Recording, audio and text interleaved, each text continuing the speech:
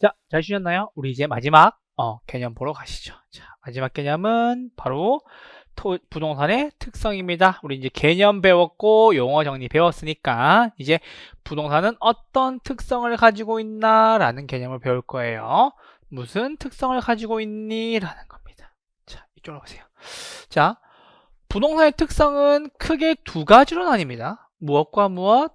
자연적 특성과 인문적 특성. 그러면 자연적 특성이 중요할 것 같아요? 인문적 특성이 중요할 것 같아요? 당연히 자연적인 특성이 훨씬 더 중요합니다. 최근에는 인문적 특성이 나오긴 하는데 전통적으로는 자연적 특성이 더 중요합니다.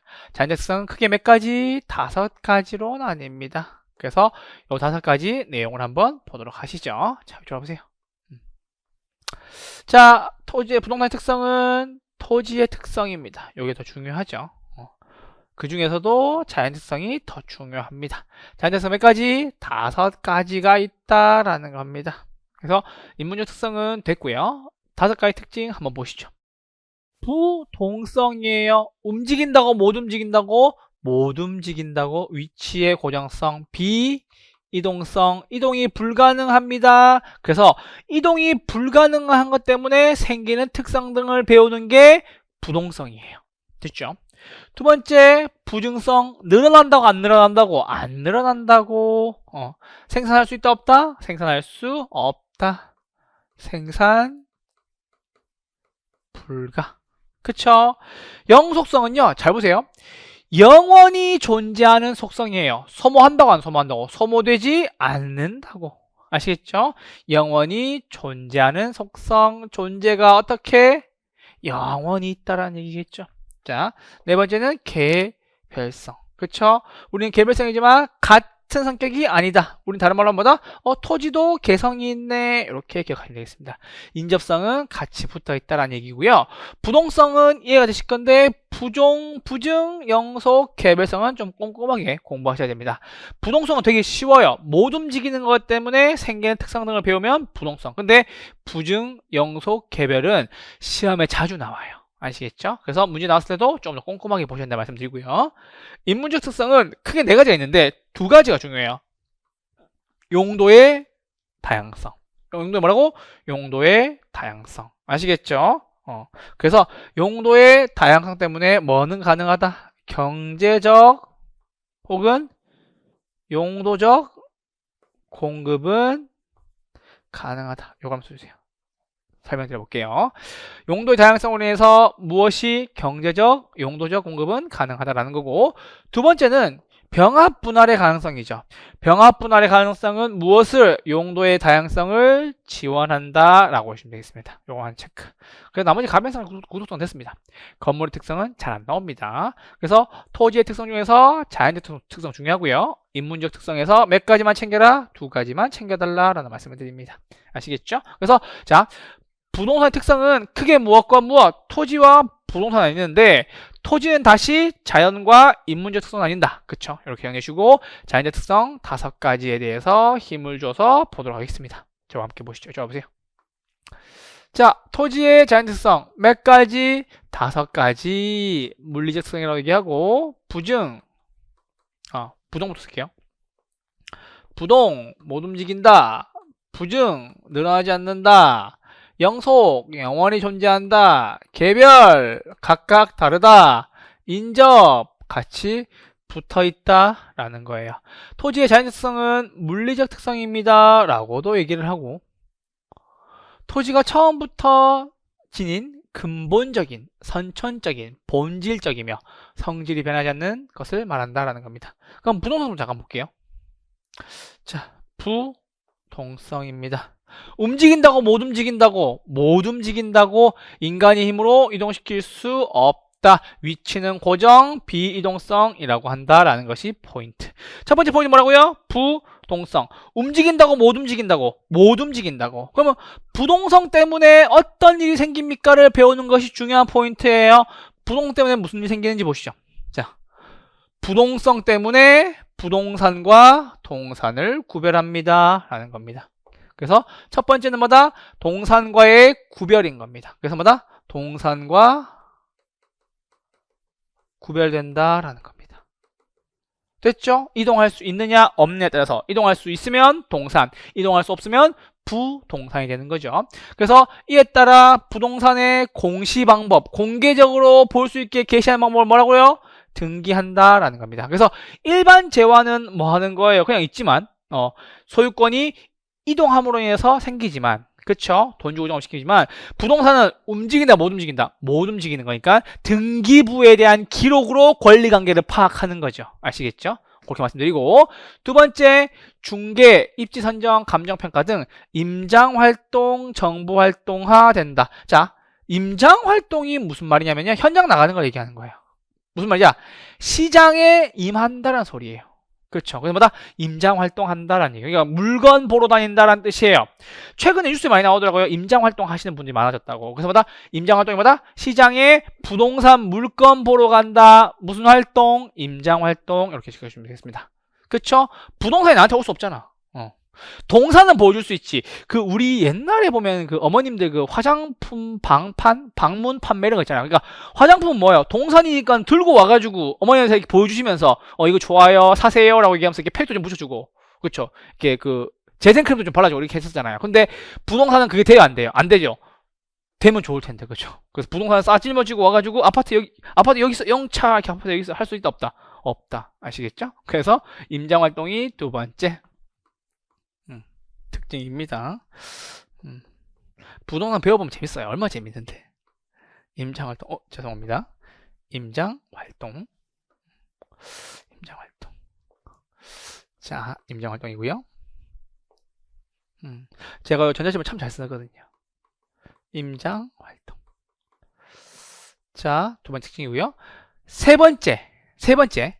지역별로 각각 다르게 나타난다라는 거예요. 요건 아시겠죠? 그래서 어디 뭐 수도권과 뭐 지방 이런 식으로 지역별로 나타난다라는 거. 그래서 뭐다? 수도권과 뭐 이렇게 나누는 거.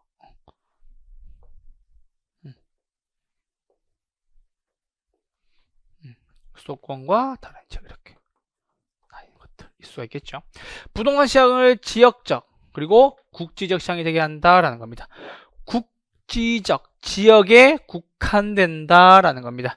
지역에 국한됨으로 어떤 지역은 부동산이 남아 돌고, 그렇죠? 과잉 공급이 되고,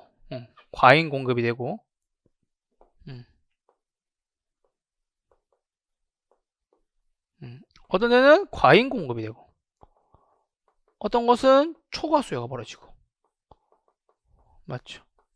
공급한 사람이 많거나 혹은 사고 싶은 사람이 많아서, 그래서 뭐다? 수요와 공급에 무슨 문제? 불균형 문제가 생긴다라는 것이 포인트. 그래서 수급 불균형이라는 거.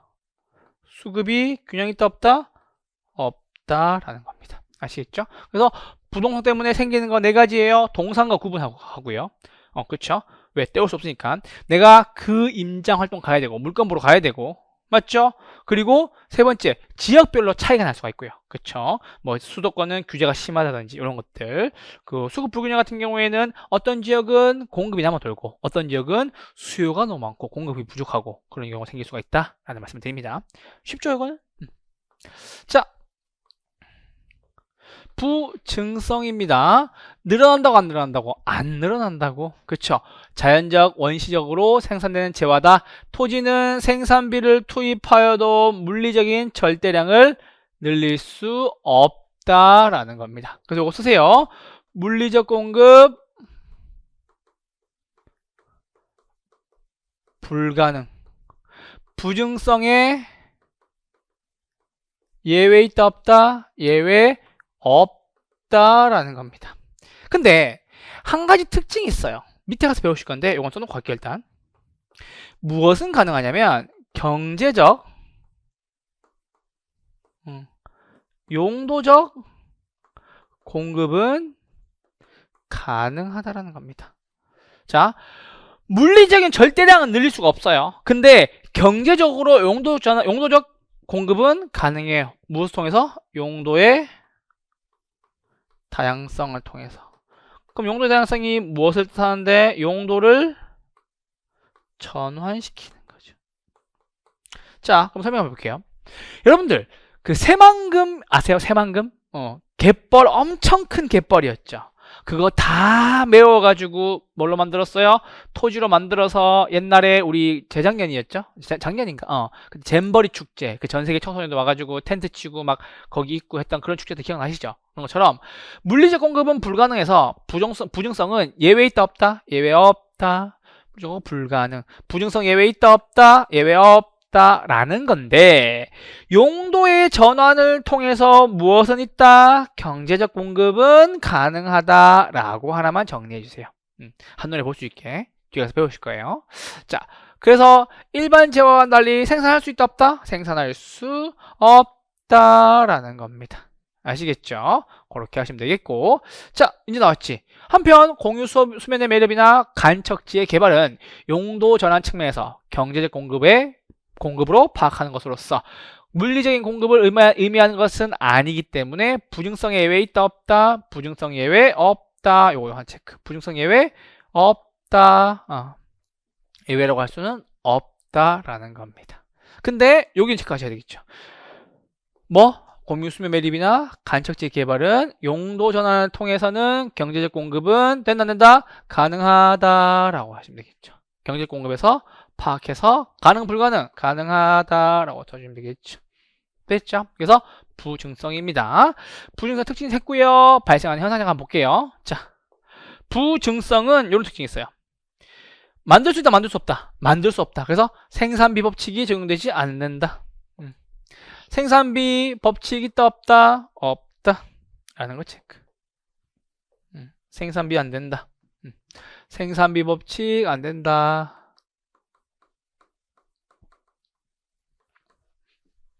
되셨죠? 지가 상승의 근원으로서 희소성 가진다라는 겁니다. 늘어나지 않으니까는 누구나 가지고 싶겠죠. 그럼 생각해 보세요. 우리 한강 보이는 곳에 부동산, 아파트 가지고 싶어요? 안 가지고 싶어요? 가지고 싶죠? 가지고 싶은 사람이 많아. 그러니까 비싸겠지. 그래서 뭐다? 희소성 원칙이다. 왜? 늘어나지 않으니까. 이렇게 정리해주면 되겠고. 외곽보다 도심 지역에서 집약적으로 이용한다는 거예요. 집약적으로 이용한다는 것은 이거예요. 자본과 노동을 투입하는 건데 많이 할 것 같아요? 적게 할 것 같아요? 많이 한다. 어디에 비해서? 외곽 지역에 비해서. 그래서 건물을 어떻게 높이는 거다, 고층화하는 거다라는 겁니다. 아시겠죠? 이렇게 정리하시면 되겠고, 공공성이 있어서 뭐다? 법적 규제의 필요성을 제기한다라는 거예요. 그래서 우리 막 개발 제한 구역이나 이런 것들, 그쵸?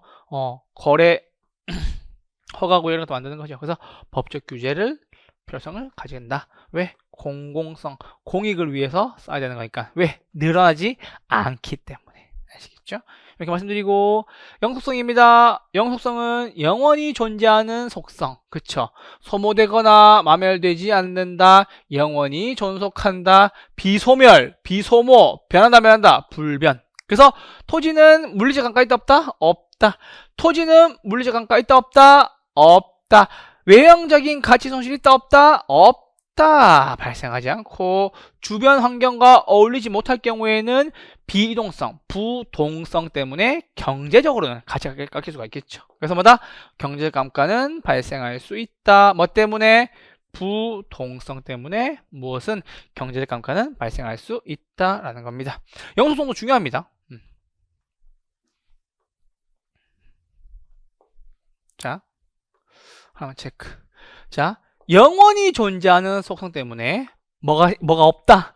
물리적으로 가치가 깎이는 게 없다라는 얘기입니다. 물리적 감가 있다 없다? 감가 없다 라는 거 체크. 앞에 쓸게요. 다시 한 번 더.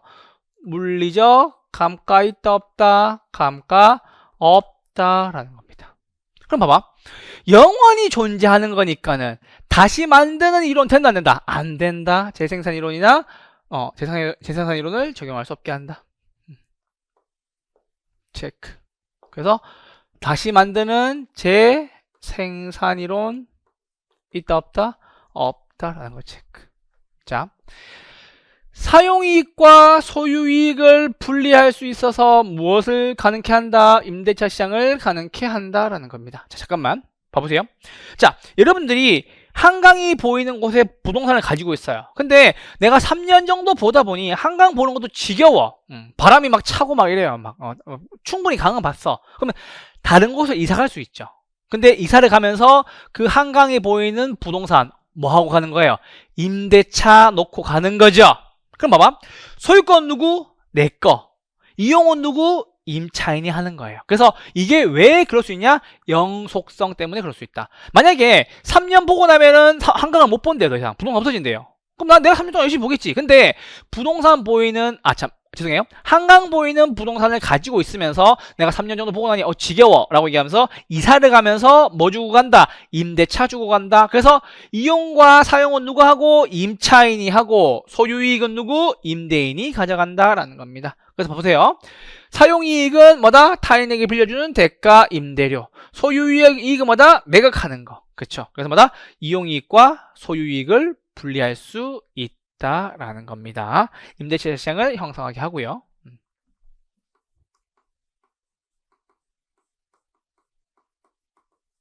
마지막입니다. 내부성과 더불어서 이게 중요하죠. 투자재로서의 역할을 가진다. 왜? 영원히 존재하니까요. 그래서 투자재로서의 선호도 받는다. 그렇죠. 땅 사두면 없어지지 않죠. 저도 저희 그 할아버님한테 받은 땅이 있는데 저기 지방에 좀 있어요. 근데 할아버님 때부터 계속 있는 거라 가지고 영원히 존재하더라고요. 토지는요. 아시겠죠? 그런 것처럼 특징이 있습니다. 근데 여기 하나만 체크합시다. 이거 헷갈릴 수가 있어요. 자, 두 가지인데요. 부증성과 영속성에서 한 가지만 잡아봅시다. 자, 지금 보시면 영속성은 영원히 존재하는 거니까는 뭐가 안 된다? 재생산 이론이 된다 안 된다? 안 되지만 됐죠? 부증성은 늘어나지 않으니까는 생산비 법칙 적용해야 된다는 거죠. 이거 두 개 헷갈려 하시더라고. 됐죠? 잘 구분해 주세요. 자, 부증성은 늘어나지 않는데요. 무슨 법칙? 생산비 법칙 안 된다. 영속성은 영원히 존재한대요. 다시 만들 일이 없다. 있다 없다. 다시 만들 일이 없다. 재생산 이론이다 라는 거 아시겠죠? 용어가 헷갈릴 수가 있으니까 잘 정리해 주세요. 부증이니까는 생산비, 영원히 존재하니까는 재생산. 아시겠죠? 구분 정리해 주세요. 영원히 존재하면은 다시 만들 필요가 없잖아. 아시겠죠? 요거 구분해 주시면 되겠습니다. 자, 이제 개별성입니다. 개별성은 우린 다른 말로 하면은 요거 개성이라고 얘기해야 돼요. 우리 사람마다 개성이 있죠. 지문이 다르고 얼굴 생김새가 다르고 그쵸? 그런 거 있을 수가 있겠고. 저도 약간 그 원래 해커스 처음에 이제 강의 와서 들어갈 때는 뭐 외모 담당입니다. 잘생겼습니다라고 얘기했는데 요즘에 이제 사람들이 저한테 하시는 말씀이 교수님 너무 귀여워요라고 얘기하더라고요. 그럼 어쩔 수 없지 뭐 귀여움으로 승부해야지 뭐. 아시겠죠? 1차 과목 공인중개사의 첫 관문을 시작을 여는 귀요미 송도윤입니다. 됐죠? 그게 뭐? 개성. 됐나요? 개성. 그래서 뭐다? 동일한 토지는 없다라는 거. 외모로 밀다 실패했어요. 귀엽대요. 물론 뭐 잘생겼다라고 얘기도 많이 해주지만 그거 말고 귀엽다는 표현도 마음에 들더라고요. 됐나요? 요즘 살이 좀 빠졌어. 자, 그래서 봐봐. 이질성 서로 다르다는 얘기죠. 대체할 수 없다는 얘기입니다. 같은 성격이 아니다라는 얘기입니다. 그래서 대체할 수 없다, 대체 불가능 하시면 되겠죠. 대체할 수 없다, 대체 불가능. 저의 귀여움은 대체 불가능. 아시겠죠? 대체 불가능. 됐어요. 개별성. 됐죠. 그래서 개별성으로 인해서 발생하는 현상은 자 토지만이 아니라 건물에도 적용할 수 있고 됐고 자 부동산에는 동일한 재화가 존재하지 않는다. 동일한 거 있다 없다? 동일한 거 있다 없다? 없다라는 거예요. 3번 하나 체크해주세요. 동일한 물건 존재하지 않으므로 일물일가의 법칙이 성립하지 않는다라는 얘기예요. 자, 일물일가의 법칙 한번 읽어볼게요. 자, 들어보세요. 자, 보세요. 동일한 시점에 일정 시점에서 동일한 물건에는 하나의 가격만이 성립하는 법칙을 말한다. 근데 부동산 뭐 때문에? 개별성 때문에 성립하지 않는다. 자, 잠깐만. 여러분, 똑같은 재료로, 똑같은 시공 방법으로, 똑같은 크기로, 똑같은 브랜드로 똑같이 만들었다고 하더라도 한강이 보이고 한강이 안 보이고에 따라서 가격 차이가 어마어마합니다. 혹은 서울 강남에 한복판에 모두가 사기를 원하는 곳에 있는지, 아니면은 저기 아무도 없는 그 아무도 찾지 않는 바람 부는 언덕에 있는 거랑 가격이 같아 달라요. 가격이 다르죠. 그렇죠. 이름 모를 부동산, 됐죠. 그런 것처럼 이게 일물일가의 법칙이라는 것은 똑같다고 하더라도 어디에 따라서 개별성이 있다는 얘기죠. 누구는 한강이 보이고, 그렇죠. 누구는 찾지 않고. 해서 일물일가 법칙 있다 안 된다? 없다라는 거죠. 일물일가 있다 없다? 없다.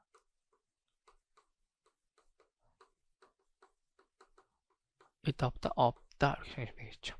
되셨나요? 자, 이렇게 정해 주시면 되겠고요. 자, 인접성을 연결되어 있다는 겁니다. 이건 어려운 게 아니에요. 인접성은 연결되어 있다. 토지는 하나가 아니라 무엇을 같이 이렇게 연결되어 있다라는 겁니다. 다른 토지와 연결되어 있다라는 겁니다. 이건 어려운 게 없어요. 자, 정의외부효과와 부의외부효과를 설명해 준다. 이거 별표해 주시고요. 자, 정의외부효과와 부의외부효과, 이거 잠깐만 설명해 볼게요. 자, 간단하게. 자, 정의외부효과,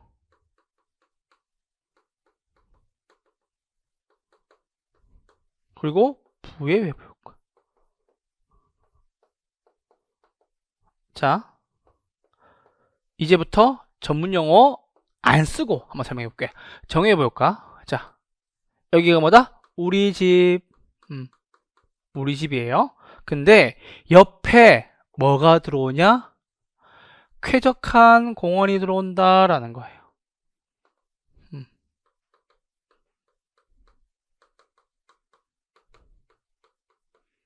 좋아요, 싫어요?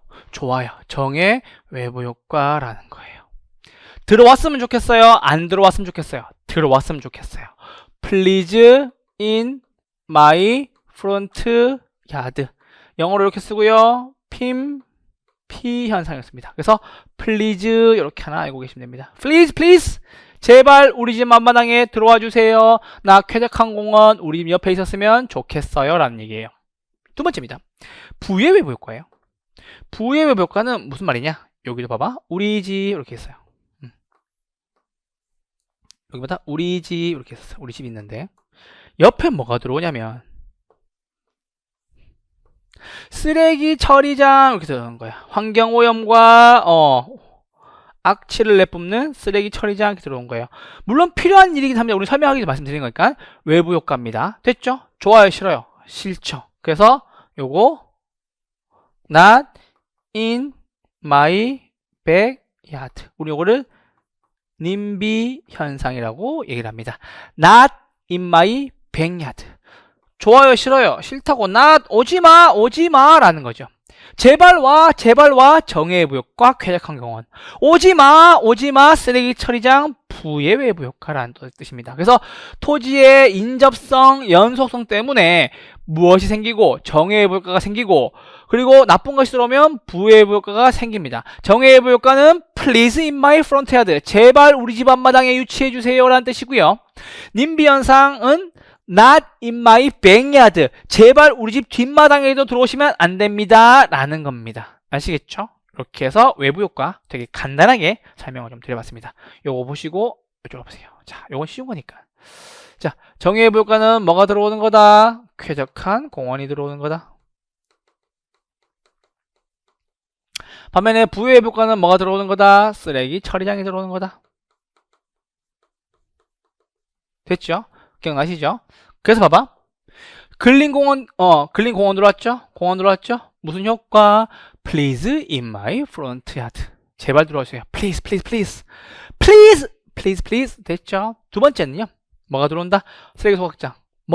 님비 현상 된다라는 겁니다. 됐죠? 그래서 P는 please, 님비는 not. 요것만 알고 계셔도 제발 들어왔으면 좋겠는 거, 안 들어왔으면 좋겠는 거 구분해 주실 수가 있겠죠. Please in my front yard, not in my backyard. 아시겠죠? please는 정의 외부 효과, not은 부의 외부 효과가 됩니다. 됐죠? 이렇게 정리해 주세요. 됐죠? 토지는 뭐가 있어서? 개별성이 있어서 물리적인 대체는 불가능하지만 물리적 대체는 가능 불가능? 불가능. 용도면에서는 대체 이용을 가능하게 한다라는 겁니다. 됐죠? 이렇게 보시면 되겠습니다. 자, 그리고 님비 현상 잠깐만. 님비 현상은 뭐라고? Not in my backyard. 내 뒷마당에도 들어오면 안 된다라는 겁니다. 자, 토지의 문적 특성은 두 가지를 깊게 보시면 됩니다. 두 가지 뭐다? 용도의 다양성과 뭐? 병합, 분할의 가능성. 이렇게 보시면 되겠습니다. 그래서 인문적 특성은 인간이 토지를 대상으로 행위를 할 때 인간과 토지와의 관계에서 발생하는 겁니다. 라는 겁니다. 요거 체크해 주시고요. 자, 이쪽으로 보세요. 자, 용도의 다양성. 토지는 하나의 쓰임이 아니라 여러 가지 용도로 이용될 수 있다라는 겁니다. 최유효 이용의 근거가 된다. 최유효 이용이 뭔데요? 최고, 최선의 이용입니다 라고 하시면 되겠죠. 그러니까 가장 잘 써라 라는 것이 최유효 이용이에요. 그래서 후보지와 이행자가 기억나시죠? 임농택 상호간의 택지지역 내에서, 그래서 전환과 이행을 통하여 무엇은 가능하다? 경제적, 용도적 공급은 가능하다. 요거 쓰셔야 돼요. 경제적, 무엇은 용도적 공급은 가능하다라는 겁니다. 되셨나요? 중요합니다. 가치가 많다라는 거 체크해 주시면 되겠고요. 자, 병합 분할의 가능성입니다. 병합 분할의 가능성은 체크해 주세요. 이용 목적에 따라서 법이 허용하는 범위 내에서 쪼개거나, 그쵸? 합쳐서 사용할 수 있다라는 겁니다. 용도의 다양성을 지원하는 기능이 중요. 그래서 합칠수록 가치가 늘어나거나 줄어들거나, 쪼갤수록 늘어나거나 줄어든다. 무엇이? 가치가. 합쳐서 가치가 증가하면 병합시키겠고요. 쪼개서 가치가 증가하면 쪼개겠죠. 분할시키겠죠. 그렇게 보시면 되겠습니다. 사회적, 경제적, 위치, 행정상의 가변성은 됐습니다. 이거는 뭐 예를 들어서 뭐 이렇게 옛날에 그런 거 있었잖아요. 왜? 최근이었죠. 그러니까 뭐 군위가 대구에 편입된다든지 아니면 뭐 김포가 서울에 편입된다든지 이런 얘기 있잖아요. 그런 것들에 대한 이야기입니다. 그래서 여러분 구체적으로 아실 필요는 없고요.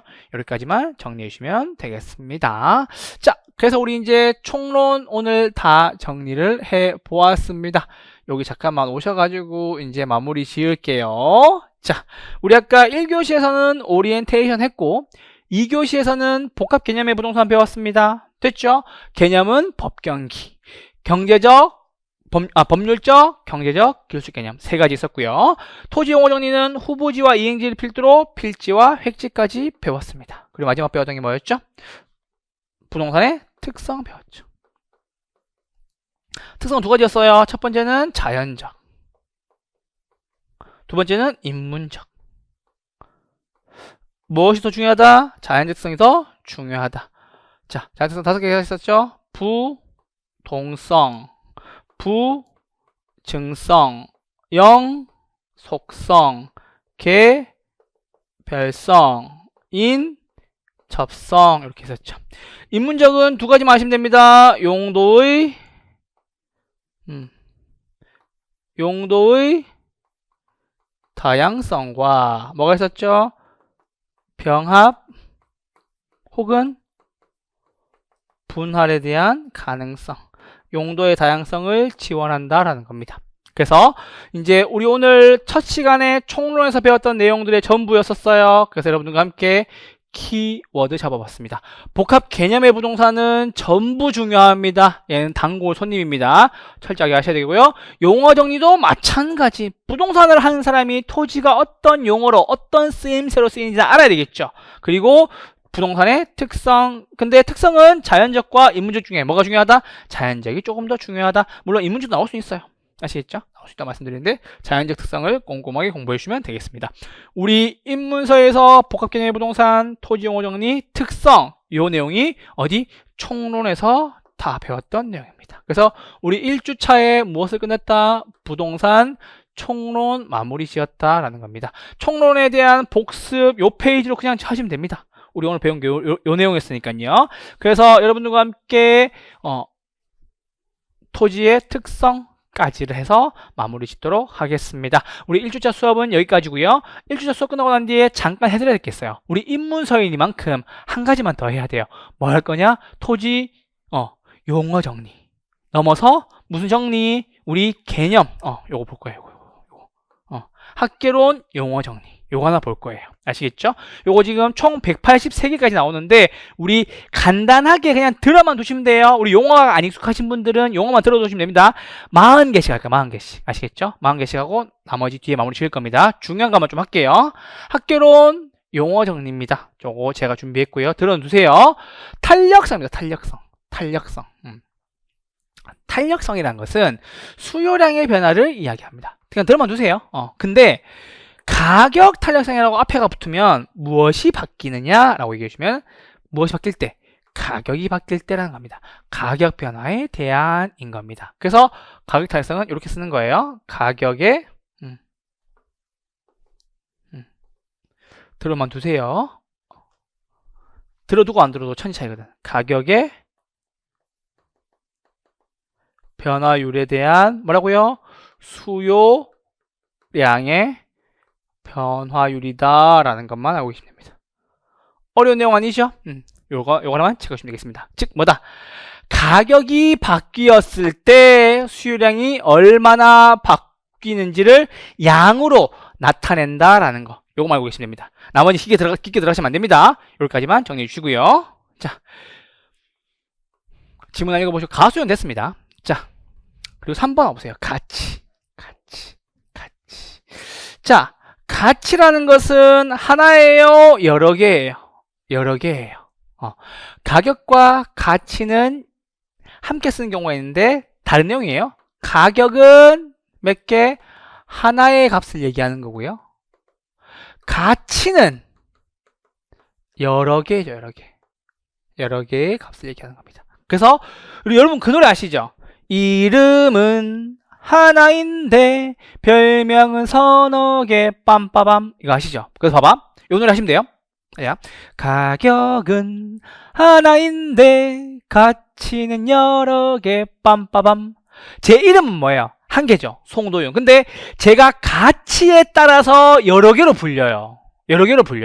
아시겠죠? 그래서 예전에 그런 거 있었어요. 이렇게 막 돈 벌어다가 이렇게 막 뭐 부모님들 뭐 챙겨주면 아이고 우리 아들 하셨다가 제가 약간 뭐 실수하거나 잘못하면은 누구세요? 막 이렇게 얘기하시는. 그쵸? 그래서 뭐다? 가치는 여러 개일 수 있다. 그쵸? 가격은 하나. 그래서 아시잖아요? 노래 알죠? 리듬감 알죠? 이름은 하나인데 별명은 서너 개 빰빠밤. 다시 하나 더. 가격은 하나인데 가치는 몇 개? 여러 개 빰빠밤. 이렇게 하시면 되겠습니다. 그래서 가격은 실제 지불된 금액으로서 하나의 값이라면 가치는 보는 사람에 따라서 투자의 용도에 따라서 투자자에 따라서 다양하게 존재할 수 있다. 가치는 뭐 여러 개의 값이 있을 수 있다라는 겁니다. 요거나 체크해 주시고요. 자, 가치 발생입니다. 발생. 가치는 무엇 때문에 발생해요? 라는 겁니다. 그럼 보세요. 가치 발생 요인은 네 가지예요. 네 가지인데 여기 하나 정리할게요. 가치는 뭐 때문에 발생해요? 유용성 때문에 발생합니다. 유용성이 뭐예요? 쓸모가 있는지. 됐죠? 유용성이 뭔데? 쓸모가 있는지. 나한테 그것이 쓸모가 있으면은 가치가 발생하는 겁니다. 그럼 잠깐 일로 와봐.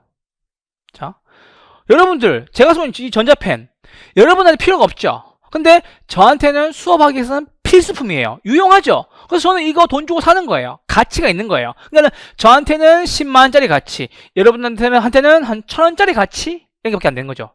가격은 15,000원이에요. 저한테 가치는 10만원, 여러분들 가치는 5,000원도 안 하겠죠. 이렇게 구매하시면 되겠고요.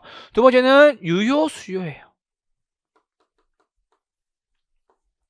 유효 수요는 무슨 말이냐면은 사고 싶어야 돼요. 그래서 구매하고자 하는 마음이 있는 걸 얘기하는 거고요. 그리고 마음만 있으면 안 돼요. 뭐도 있어야 돼요? 구매력도 있어야 돼요.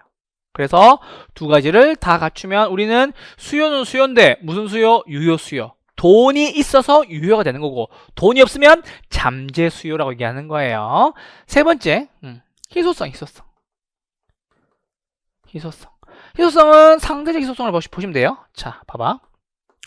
아무리 귀한 것도 공급이 너무 많으면은 가치가 없죠. 여러분들, 지금 숨 쉬고 있는 공기 5분만 못 쉬어도 죽어요. 근데 공기는 이 공간 속에 너무나도 풍부하게 공급되어 있으니까는 가치가 있다 없다? 가치가 없어요.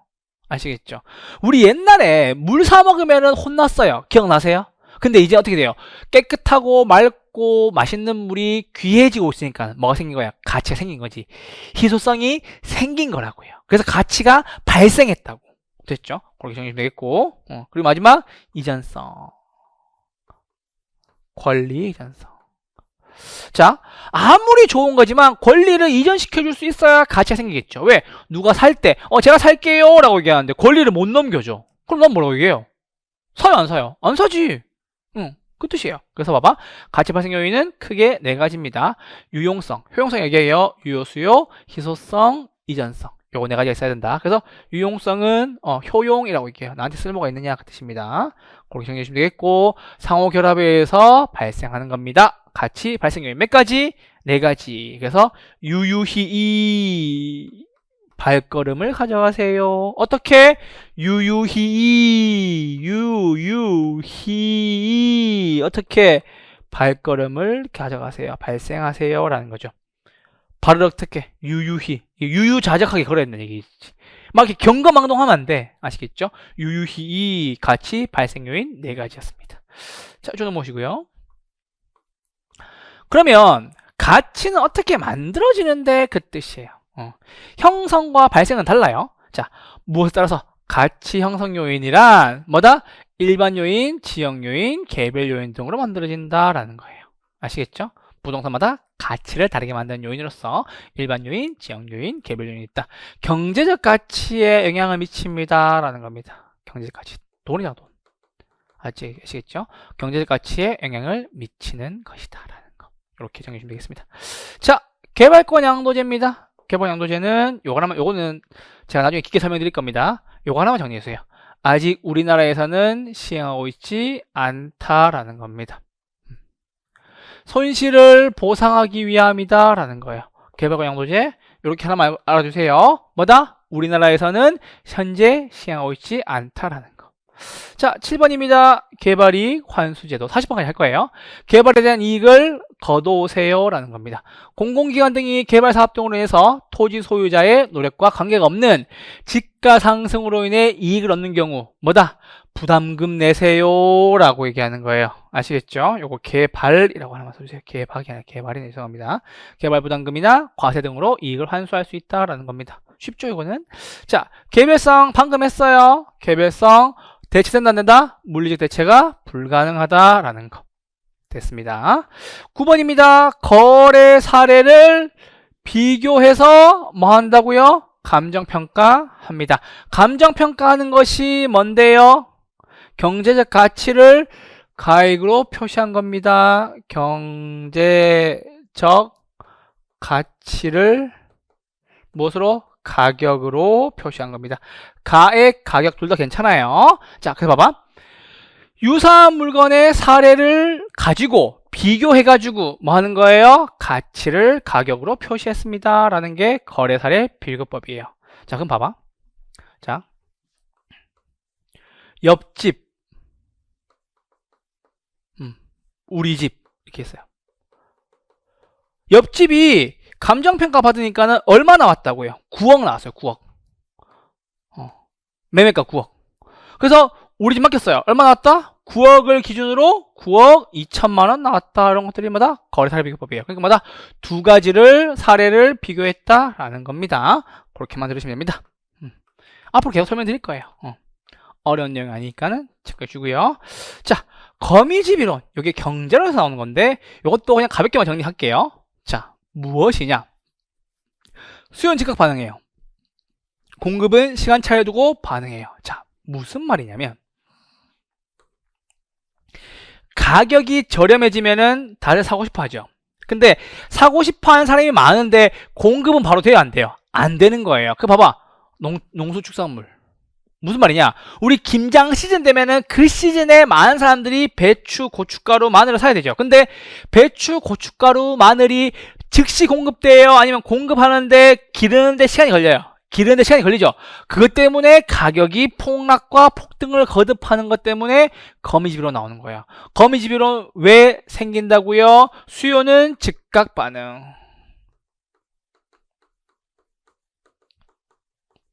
공급은 시차를 두고 반응. 시차가 필요한 얘기죠. 그래서 그래요. 그럼 한번 물어보죠. 우리 여러분들 코로나 때 금리가 너무 낮을 때 부동산에 대한 수요가 많아가지고 초과 수요가 어마어마했죠. 부동산을 누구나 사고 싶어하는 그런 때가 있었다고요. 아시겠죠? 돈을 빌리기가 쉬웠으니까. 돈을 빌려서 저렴한 금리를 주면 됐었으니까. 근데 그때의 지표를 보고 막 짓기 시작했던 거, 지금 완공되는 부동산 있죠? 그쵸? 그 부동산들 지금 제대로 팔리는 곳이 그렇게 많지가 않죠. 왜? 공급이 과잉됐죠. 왜? 수요는 금리가 싸다. 돈을 쉽게 빌릴 수 있다. 돈을 빌리고 이자를 적게 내야 된다. 살게요 라고 얘기하다가 그게 막상 다 지어진 2, 3년 후에 보니까는 그 부동산 뭐가 된 거예요? 초과 공급이 된 거죠. 그것처럼 수요는 즉각 반응할 수 있지만 공급은 시차를 두고 반응합니다 라는 겁니다. 자, 11번입니다. 건부지입니다. 요거 나왔죠? 건물이 붙어있는 땅. 요건 용어정의 설명드렸습니다. 자, 그리고 12번 공공재입니다. 공공재 뭐가 있어요? 정부 재정에 의해서 돌아가는 거. 도로, 공원, 가로등 같은 거를 얘기하는 겁니다. 많이 만들어져요? 적게 만들어져요? 소 생산되기 때문에 시장에 맡겨두면 많이 만들어진 게 아니라 과소 생산되기 때문에 요거 쓰세요. 시장 실패하는 시장이 실패하는 요인이 됩니다 라는 거. 왜 시장 실패합니까? 적게 만들어지는 거니까요. 적정량보다. 아시겠죠? 그렇게 보시면 되겠고. 자, 공공주택 정책은 요건 하나 알고 계셔야 됩니다. 공공주택은 뭐다? 임대주택 정책의 하나로서 저소득층의 주거환경 개선인 겁니다. 됐죠? 자, 공급량 변화. 공급량 변화는 요걸 한번 체크합시다. 요거는 제가 경제론가 설명드릴게요. 근데 하나 알고 계셔야 돼요. 곡선상에서의 점의 이동을 나타낸다. 왜? 공급량의 변화는 원인이 한 개거든요. 그래서 곡선도 몇 개? 한 개. 그래서 그 원인이 뭔데? 라고 얘기하면 해당 재화의 가격 변화예요. 그래서 곡선 몇 개? 곡선 한 개. 그래서 곡선을 여러 개 그린 게 아니라 곡선 한 개에서 점의 이동을 나타난다. 우린 그것을 공급량의 변화다 라고 얘기하는 겁니다. 자, 15번입니다. 공급법칙입니다. 공급법칙 쉽게 설명드릴게요. 싸면 판다 안 판다? 안 팔고. 비싸면 판다 안 판다? 비싸면 판다라는 겁니다. 자, 그럼 이쪽으로 가보세요. 자, 가격이 오르면 공급량은 증가하고 가격이 떨어지면 공급량 감소한다. 됐어요? 비싸면 팔고 싸면 안 팔고. 됐죠? 그래서 무슨 관계? 비례관계 찾아주시면 되겠어요. 자, 공급의 변화입니다. 아까 공급량의 변화와 구분하셔야 돼요. 무엇과 구분? 공급량의 변화와 구분. 공급량의 변화와 구분하셔야 됩니다. 자, 아까 공급량의 변화는 원인이 한 개였죠. 공급의 변화는 원인이 다수예요. 많다는 얘기예요. 해당 재화의 가격 변화 이외의 요인이에요. 그 이외의 요인이 뭐가 있는데 건축, 기술, 맞죠? 인건비, 그쵸? 혹은 공적, 제재 이런 것들 때문에 무엇이 공급량이 변한다라는 겁니다. 그래서 공곡선 자체가 움직이는 거니까는 곡선 몇 개, 곡선도 여러 개.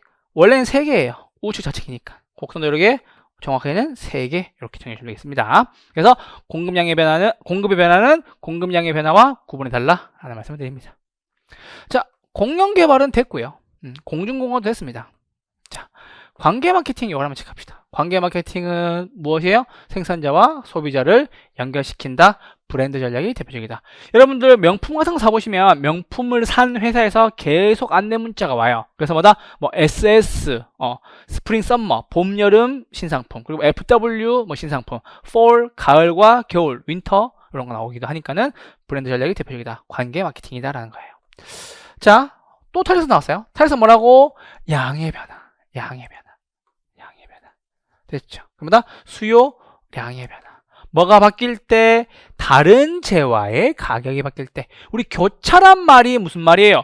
두 개가 만나는 걸 교차라고 얘기하죠. 그래서 교차는 하나의 재화의 가격이 바뀔 때, 그쵸? 다른 재화의 가격이 바뀔 때 해당 재화의 수요량의 변화를 얘기하는 거예요. 왜? 탄력성이라는 것이 수요량의 변화니까요. 아시겠죠? 이렇게 알고 계시면 됩니다. 이거 알고 계세요. 자, 교환 가치 됐고요. 국어 나왔습니다. 국어. 아니죠. 국어. 국영수 할 때 그거 아닙니다.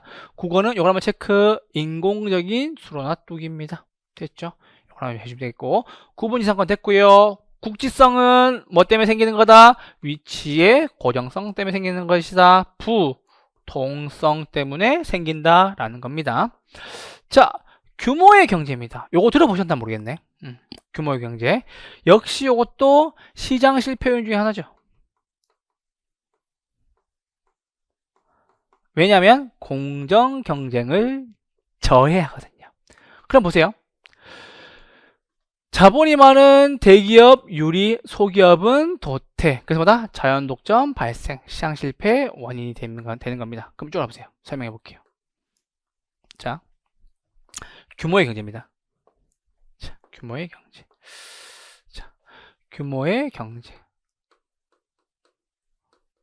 자, 여러분들 그 편의점 가면 도시락 사서 드시는 경우 있어요? 저는 가끔 있어요. 일이 바빠가지고. 그래서 G-X 편의점. 제가 자주 갑니다.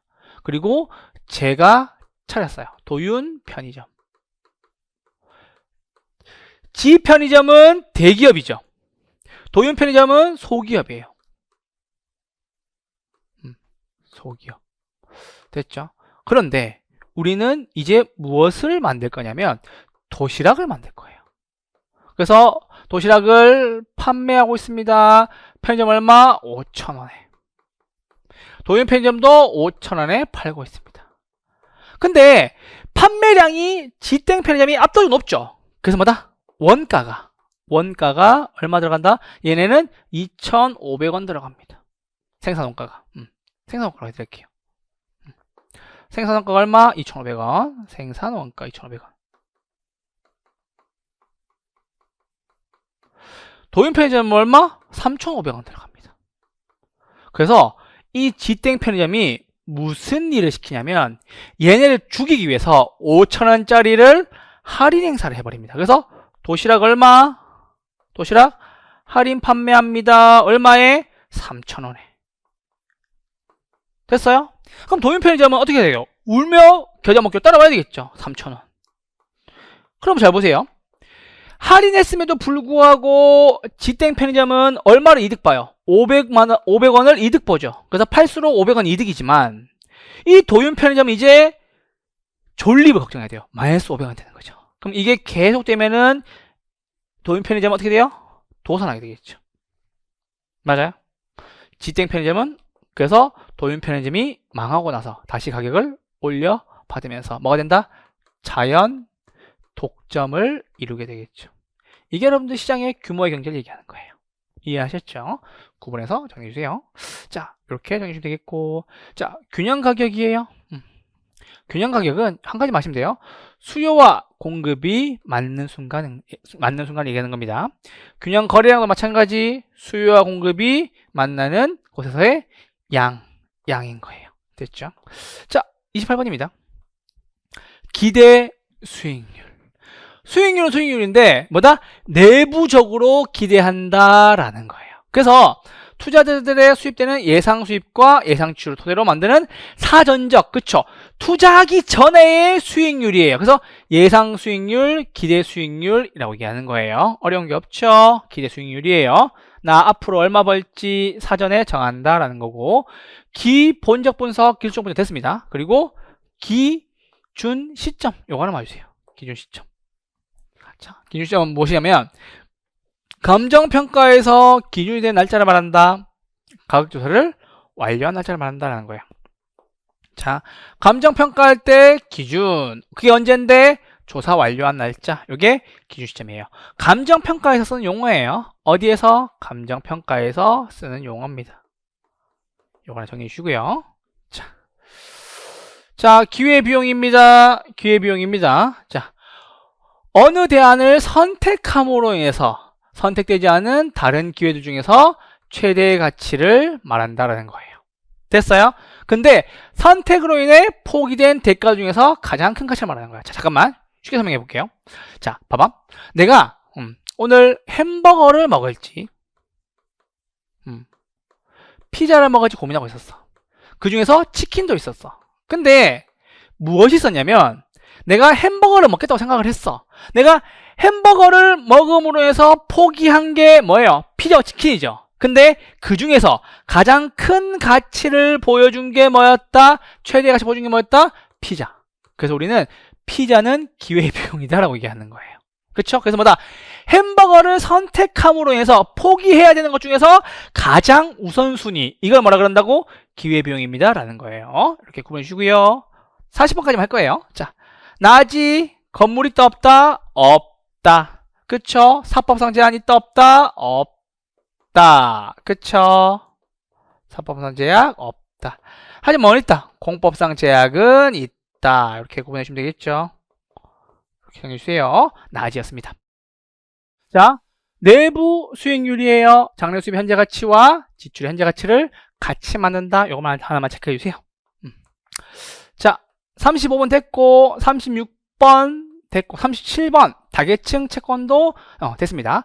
다핵심 이론입니다. 요거 하나만 체크. 다핵심 이론. 핵심이 많다는 얘기죠. 해리스와 울만이 주장했다라는 얘기고, 도심이 있고 무슨 이야기도 부도심도 등장한다라는 겁니다. 그래서 여러분들 도심과 부도심이 존재한다. 지금은 존재하는 게 맞죠. 근데 예전에는 도심이 한 개밖에 없었다고. 근데 해리스와 울만의 다핵심 이론 이후에는 부도심의 개념도 함께 등장했다라는 겁니다. 자, LTV는 쉽습니다. LTV는 뭐였죠? 내 부동산 가치에 대해서 돈을 얼마나 빌릴 수 있는데 라는 얘기예요. 그래서 loan to value라고 얘기하죠. 론이 뭔데? 융자. value가 뭔데? 가치. 내 부동산을 담보로 얼마까지 돈 빌릴 수 있나? 라는 얘기죠. LTV였습니다. 자, 이제 마지막입니다. 대체제. 대체제 40번까지 할게요. 대체제입니다. 상품의 용도가 유사하여 한 상품을 소비하는 대신에 다른 상품을 소비하여도 효용과 만족에 큰 차이가 없다. 코카콜라와 펩시콜라. 또 있죠. 우리 유명한 거 있잖아. 꽝 대신 뭐? 닭 요거죠. 그래서 뭐다? 꽝을 대체할 수 있는 거는 닭이다 라는 겁니다. 여기까지만 정리를 해드리겠습니다. 40번까지 했고요. 다음 주는 41번부터 진행하도록 하겠습니다. 자, 이렇게까지 해서 여러분들과 함께 총론, 오늘 입문서 다 진행을 했고요. 그리고 학개론 용어 정리는 40번까지 다 정리해드렸습니다. 요거 수업 들으시고 강의가 좋으셨다면 저와 함께 끝까지 가주시기 부탁드리고요. 우리 시작하는 만큼 확실한 에너지 가지고 열심히 한번 같이 진행해 봅시다. 많은 댓글과 후기 부탁드리면서 다음 주에 경제론으로 정말 자신 있는 경제론으로 뵙도록 하겠습니다. 다음 주에 뵙죠. 고맙습니다.